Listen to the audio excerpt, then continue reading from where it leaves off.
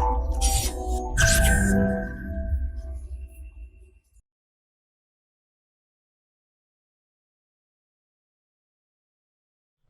Friends, this is Gautam Pandey coming with the next round of बस 5 minute. तो आज के बस 5 मिनट में हम बात करने वाले हैं दिल्ली फॉरेस्ट कवर रिपोर्ट के बारे में। तो चलिए शुरू करते हैं। सबसे पहले ये देख लेते हैं कि आखिर ये न्यूज़ में क्यों है। देखिए, रिसेंटली टाइम्स ऑफ इंडिया में एक न्यूज़ आई थी जिसमें कहा गया कि जो दिल्ली का फॉरेस्ट कवर है उसमें लॉस देखने को मिला है। तो ऐसे में ये न्यूज़ इंपॉर्टेंट हो जाता है। जरा हम डिटेल में इस न्यूज़ को देखते हैं, समझते हैं। देखिए, न्यूज़ में कहा गया कि जो दिल्ली पर्टिकुलरली एरिया है सारा, वही है हमारा 1483 स्क्वायर किलोमीटर, और इसमें से सिर्फ और सिर्फ 195 स्क्वायर किलोमीटर पे हमारा फॉरेस्ट कवर देखने को मिला है। जो पर्टिकुलर एरिया है पूरा हमारा, उसके सिर्फ 13.2% पे।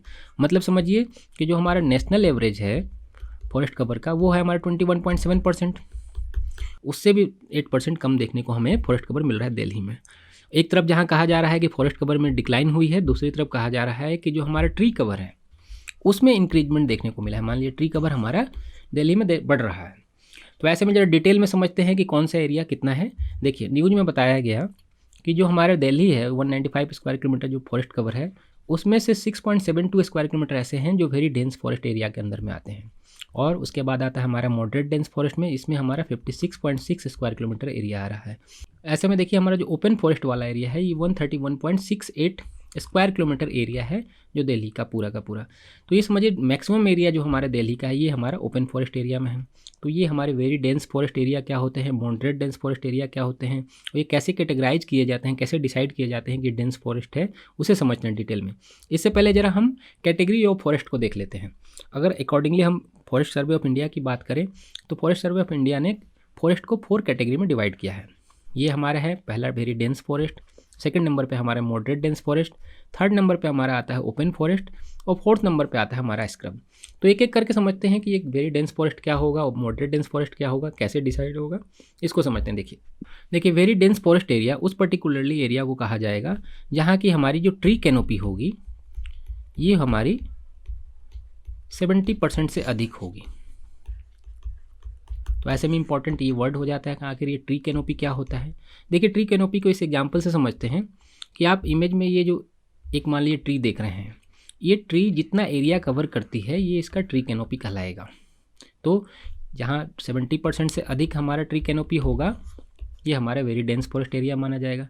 इसको एग्जाम्पल से ऐसे समझिए कि 1 स्क्वायर किलोमीटर एरिया मान लीजिए ये है, और यहाँ पर 70% से अधिक हमारा ट्री कैनोपी है, तो ये यहाँ पर हमारा डेंस फॉरेस्ट एरिया माना गया।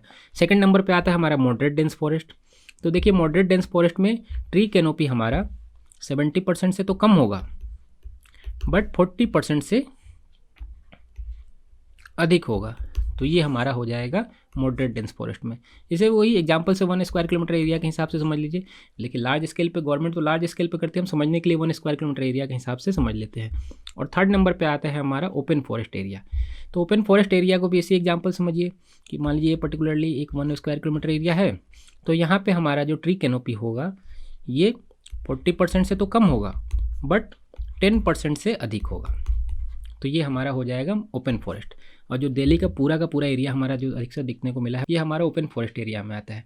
तो ऐसे में आप समझिए कि अगर गवर्नमेंट चाहे तो इस ओपन फॉरेस्ट एरिया को मॉडरेट डेंस फॉरेस्ट एरिया हो या वेरी डेंस फॉरेस्ट एरिया में कवर कर सकती है, कन्वर्ट कर सकती है, ताकि जो हमारा जो दिल्ली का पोल्यूशन वाला प्रॉब्लम है, आए दिन आप देखते हैं दिल्ली में स्मॉग वगैरह बढ़ता चला जाता है, तो ये प्रॉब्लम सॉर्ट आउट किया जा सकता है इस फॉरेस्ट एरिया को बढ़ाकर। ना कि हमारा जो हमारा एयर प्योरीफायर लगा रहे हैं ये सब हमारे मैन मेड चीज़ें हैं, बट जो नेचुरल चीज़ें हैं वो ज़्यादा बेहतर तरीके से काम कर सकती है। तो आगे जरा बचता है हमारा स्क्रब। स्क्रब को समझते हैं कि स्क्रब क्या होता है। स्क्रब को आप ऐसे समझिए कि एक ऐसा एरिया जहाँ पर जो हमारा ट्री कैनोपी होगा वो लेस देन 10% होगा, मतलब 10% से भी कम ट्री कैनोपी होगी, वैसे एरिया को हम कहेंगे स्क्रब। अगर इस एग्जाम्पल से आप समझिए, देखिए इसका ट्री कैनोपी हमारा 10% से भी कम देखने को मिलेगा, तो ये हमारा कहलाएगा स्क्रब। तो इस वीडियो में फ़िलहाल के लिए इतना ही, मिलते हैं अगली वीडियो में। Thanks for watching. Current Affairs by Forum IAS is an all-in-one program that covers the dynamic aspect of the syllabus from both prelims and mains perspectives.